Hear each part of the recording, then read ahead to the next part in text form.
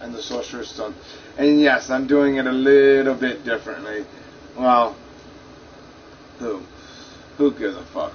I'm doing it a lot differently because my phone's been acting up and only allowing me to record bits and pieces of, like, literally it won't even record like 30 seconds of a video anymore. I don't know why. So I'm going to be using this from now on, as long as you guys like it.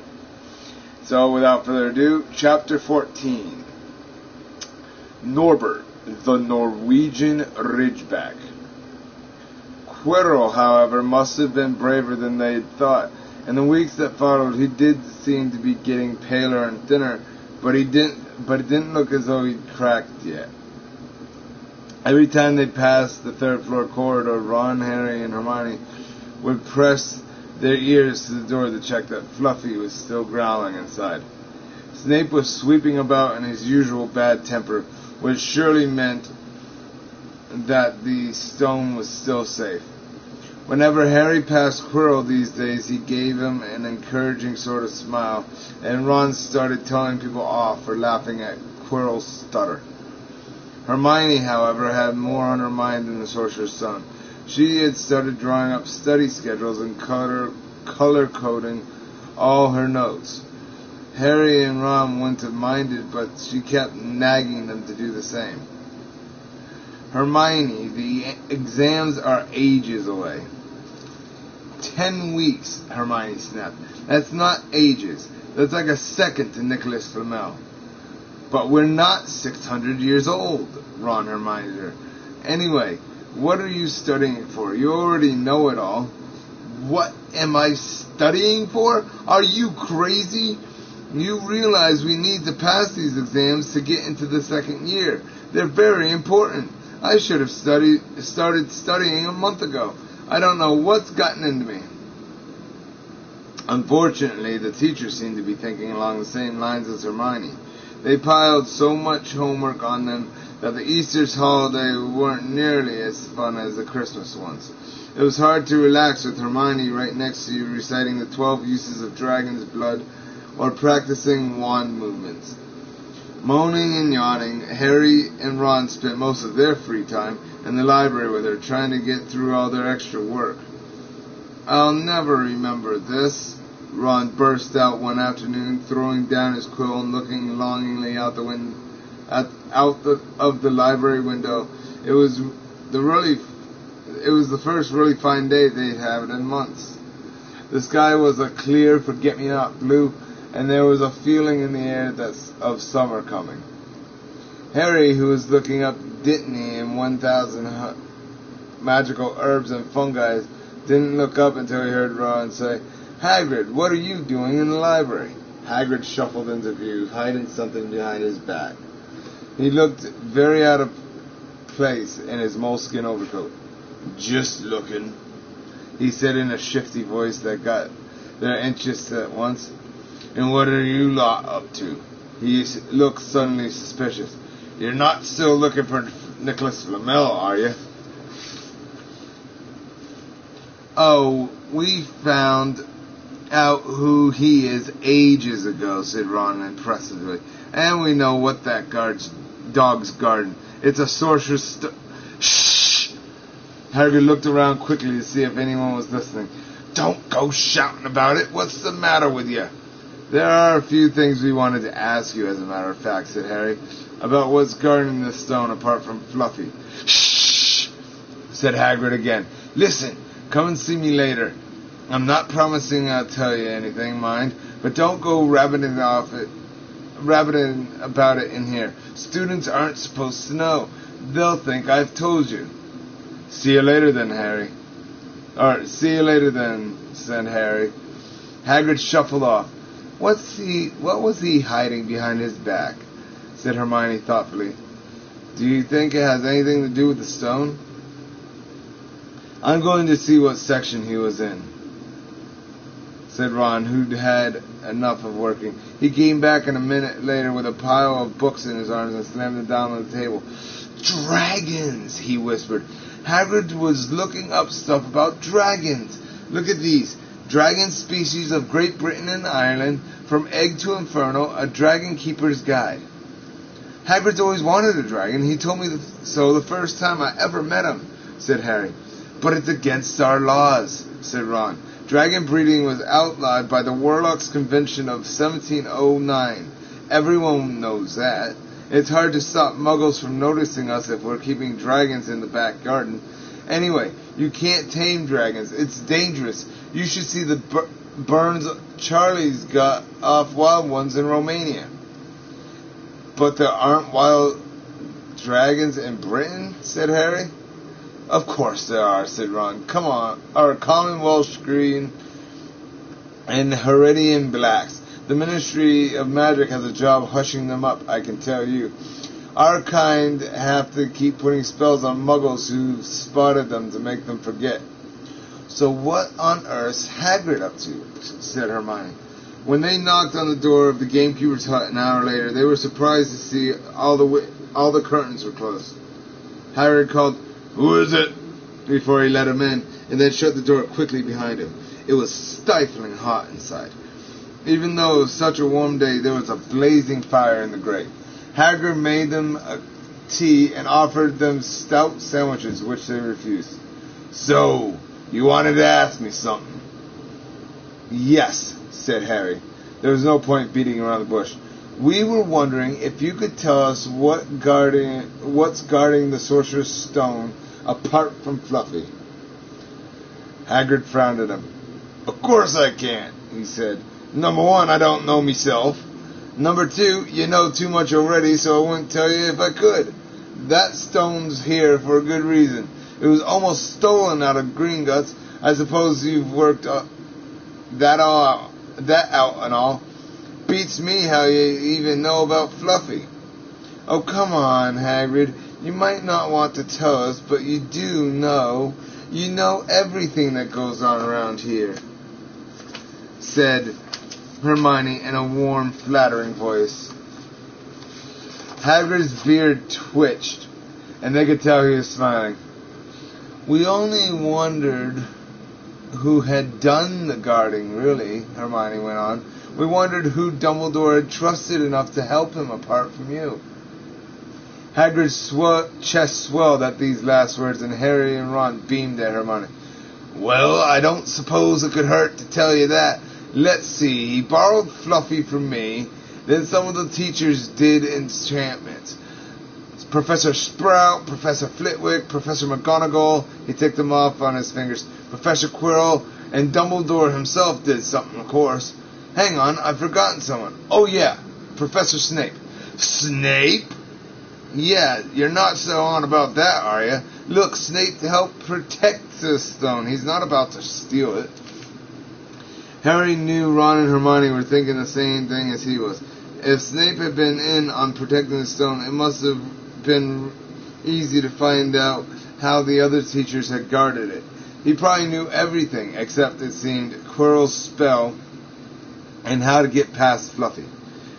"You're the only one who knows how to get past Fluffy, aren't you, Hagrid?" said Harry anxiously. "And you wouldn't tell anyone, would you? Not even one of the teachers?" "Not a soul knows, except me and Dumbledore," said Hagrid proudly. "Well, that's something," Harry muttered to the others. "Hagrid, can we open a window? I'm boiling." "Can't, Harry. Sorry," said Hagrid. Harry noticed him glance at the fire. Harry looked at it too. "Hagrid, what's that?" But he already knew what it was. In the very heart of the fire, underneath the kettle, was a huge black egg. "Ah," said Hagrid, fiddling nervously with his beard. "That's Where did you get it, Hagrid?" said Ron, crouching over the fire to get a closer look at the egg. "It must have cost you a fortune." "Won it?" said Hagrid. "Last night I was down in the village having a few drinks and got into a game of cards with a stranger. Think he was quite glad to get rid of it, to be honest." "But what are you going to do with it when it's hatched?" asked Hermione. "Well, I've been doing some reading," said Hagrid, pulling a large book from under his pillow. "Got this out of the library. Dragon breeding for pleasure and profit. It's a bit out of date, of course, but it's all in here. Keeping the egg in the fire, because their mothers breathe on them, see? And when it hatches, feed it on a bucket of brandy mixed with chicken blood every half hour. And see here how to recognize different eggs. Well, I got theirs, a Norwegian Ridgeback. They're rare, them. He looked very pleased with himself, but Hermione didn't. Hagrid, you live in a wooden house, she said. But Hagrid wasn't listening. He was humming merrily as he stoked the fire. So now they had something else to worry about. What might happen to Hagrid if anyone found out he was hiding an illegal dragon in his hut? Wonder what it's like to have a peaceful life, Ron sighed, as evening after evening they struggled through all the extra homework they were getting. Hermione had now started making study schedules for Ron and Harry too. It was driving them nuts. Then, one breakfast time, Hedwig brought Harry another note from Hagrid. He had written only 2 words. It's hatching. Ron wanted to skip herbology and go straight down to the hut. Hermione wouldn't hear of it. Hermione, how many times in our lives are we going to get to see a dragon hatching? We've got lessons. We'll get into trouble, and that's nothing to what Hagrid's going to be in when someone finds out what he's doing. Shut up, Harry whispered. Malfoy was only a few feet away and had stopped dead to listen. How much had he heard? Harry didn't like the look on Malfoy's face at all. Ron and Hermione argued all the way to herbology, and in the end, Hermione agreed to run down to Hagrid with the other 2 during morning break. When the bell sounded from the castle at the end of their lesson, the 3 of them dropped their trowels at once and hurried through the grounds to the edge of the forest. Hagrid greeted them, looking flushed and excited. It's nearly out. He ushered them inside. The egg was laying on the table. There were deep cracks in it. Something was moving inside. A funny clicking noise was coming from it. They all drew their chairs up to the table and watched with bated breath. All at once there was a scraping noise and the egg split wide open. The baby dragon flopped out onto the table. It wasn't exactly pretty, Harry thought. It looked like a crumpled black umbrella. Its spiny wings were huge compared to its skinny jet body. It had a long snout with wide nostrils, the stubs of horns and bulging orange eyes. It sneezed. A couple of sparks flew out of its snout. Isn't he beautiful? Hagrid murmured. He reached out a hand and stroked the dragon's head. It snapped at its fingers, showing pointed fangs. Bless him, look, he knows his mummy, said Hagrid. Hagrid, said Hermione, how fast do Norwegian Ridgebacks grow exactly? Hagrid was about to answer when the color suddenly drained from his face. He leapt to his feet and ran to the window. What's the matter? Someone was looking through the gap in the curtain. It's a kid. He's running back up to the school. Harry bolted to the door and looked out. Even at a distance, there's no mistaking him. Malfoy had seen the dragon. Something about the smile lurking on Malfoy's face during the next week made Harry, Ron, and Hermione very nervous. They spent most of their free time in Hagrid's darkened hut trying to reason with him. Just let him go, Harry urged. Set him free. I can't, said Hagrid. He's too little. He'd die. They looked at the dragon. It had grown 3 times in length in just a week. Smoke kept furling out of its nostrils. Hagrid hadn't been doing his gamekeeping duties since the dragon was keeping him so busy. Sorry about that. There are empty brandy bottles and chicken feathers all over the floor. I've decided to call him Norbert, said Hagrid, looking at the dragon with misty eyes. He really knows me now. Watch, Norbert, where's Mummy? He's lost his marbles, Ron muttered in Harry's ear. Hagrid, said Harry loudly, give it 2 weeks and Norbert's going to be as long as your house. Malfoy could go to Dumbledore at any moment. Hagrid bit his lip.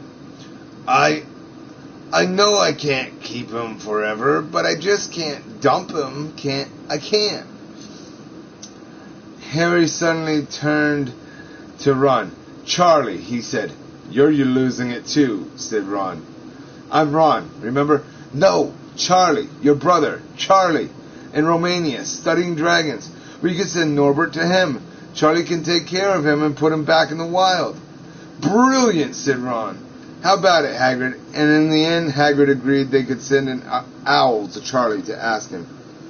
The following week dragged by. Wednesday night found Hermione and Harry sitting alone in the common room, long after everyone else had gone to bed. The clock on the wall had just chimed midnight when the portrait hole burst open. Ron appeared out of nowhere as he pulled off Harry's invisibility cloak.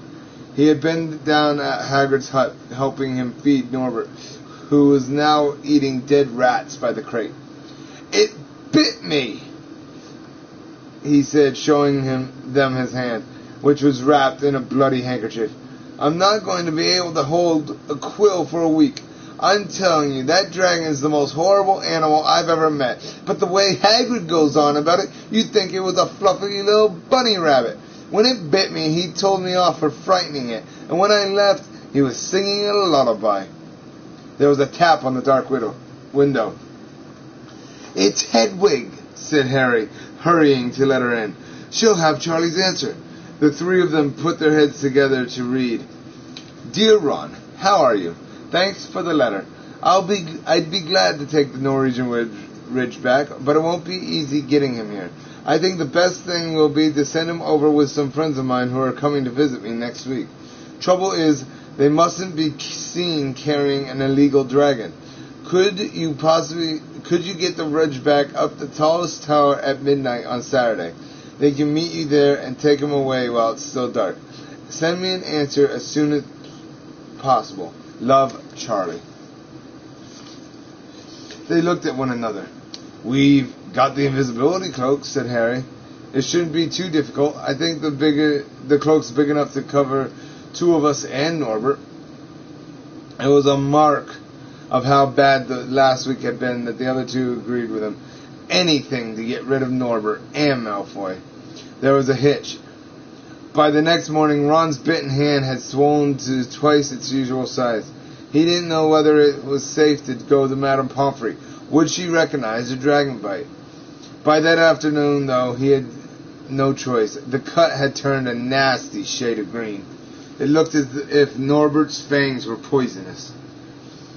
Harry and Hermione rushed up to the hospital wing at the end of the day to find Ron in a terrible state in bed.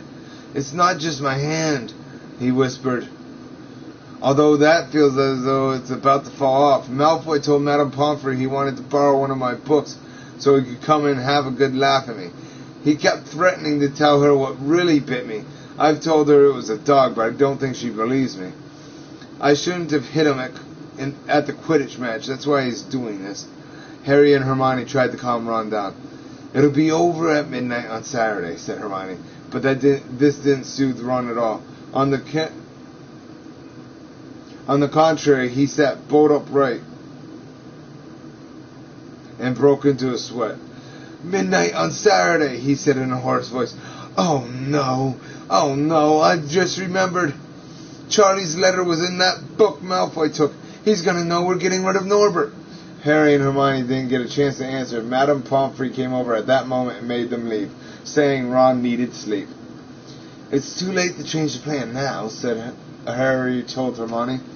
We haven't got time to send Charlie another owl, and this could be our only chance to get rid of Norbert. We'll have to risk it. And we have got the invisibility cloak. Malfoy doesn't know about that. They found Fang the boarhound sitting outside with a bandaged tail when they went to tell Hagrid, who opened a window to talk to him. I won't let you in, he puffed. Norbert's at a tricky stage. Nothing I can't handle. When they told him about Charlie's letter, his eyes filled with tears, although that might have been because Norbert had just bitten him on the leg. Arg! It's all right. He only got my boot. Just playing. He's only a baby, after all. The baby banged its tail on the wall, making the windows rattle. Harry and Hermione walked back up to the castle, feeling Saturday couldn't come quickly enough. They would have felt sorry for Hagrid when the time came for him to say goodbye if they hadn't been so worried about what they had to do. It was a very dark, cloudy night, and they were a bit late arriving at Hagrid's hut because they had to wait for Peeves to get out of the way in the entrance hall where he'd been playing tennis against the wall. Hagrid had Norbert packed and ready in a large crate. He's got lots of rats, some brandy for the journey, said Hagrid in a muffled voice, and I've packed his teddy bear in case he gets lonely. From inside the crate came ripping noises that sounded to Harry as though the teddy was having its head torn off. Bye-bye, Norbert, Hagrid sobbed as Harry and Hermione covered the crate with the invisibility cloak and stepped underneath it himself. Mummy will never forget you. How they managed to get the crate back up to the castle, they never knew. Midnight ticked nearer as they heaved Norbert up the marble staircase in the entrance hall and along the dark corridors. Up another staircase, then another. Even one of Harry's shortcuts didn't make the work much easier. Nearly there, Harry panted as they reached the corridor beneath the tallest tower. Then a sudden movement ahead of them made them almost drop the crate. Forgetting that they were already invisible, they shrank into the shadows, staring at the dark outlines of two people grappling with each other only 10 feet away. A lamp flared. Professor McGonagall, in a tartan bathrobe and a hairnet, had Malfoy by the ear. "Detention!" she shouted. "And 20 points from Slytherin! Wandering around in the middle of the night! How dare you!" "You don't understand, Professor. Harry's coming. He's got a dragon." "What utter rubbish! How dare you tell such lies! Come on, I shall see Professor Snape about you, Malfoy." The steep spiral staircase up to the top of the tower seemed the easiest thing in the world after that. Not until they stepped out into the cold night air did they throw off the cloak, glad to be able to breathe properly again. Hermione did a sort of jig. "Malfoy's got detention. I could sing." "Don't," Harry advised her. Chuckling about Malfoy, they waited, Norbert thrashing about in his crate. About 10 minutes later, 4 broomsticks came swooping down out of the darkness. Charlie's friends were a cheery lot. They showed Harry and Hermione the harness they rigged up so they could suspend Norbert between them. They all helped buckle Norbert safely into it, and then Harry and Hermione shook hands with the others and thanked them very much. At last, Norbert was gone. They slipped back down the spiral staircase, their hearts as light as their hands, now that Norbert was off them. No more dragon. Malfoy in detention. What could spoil their happiness? The answer to that was waiting at the foot of the stairs. As they stepped into the corridor, Filch's face loomed suddenly out of the darkness. Well, he whispered. "We are in trouble." They'd left the invisibility cloak at the top of the tower. And that is the end of chapter 14, people. 14! Hopefully you enjoyed this new way of me reading. If you did, comment down below. Plus, it's even better because I can actually do it live. Ooh, boy. And remember, if you enjoy my content, be sure to like, subscribe, turn on notification, motherfucker, and comment down below, as well as hit me up on my social media sites. Always happy to hear from you. And see you next time. Bye-bye.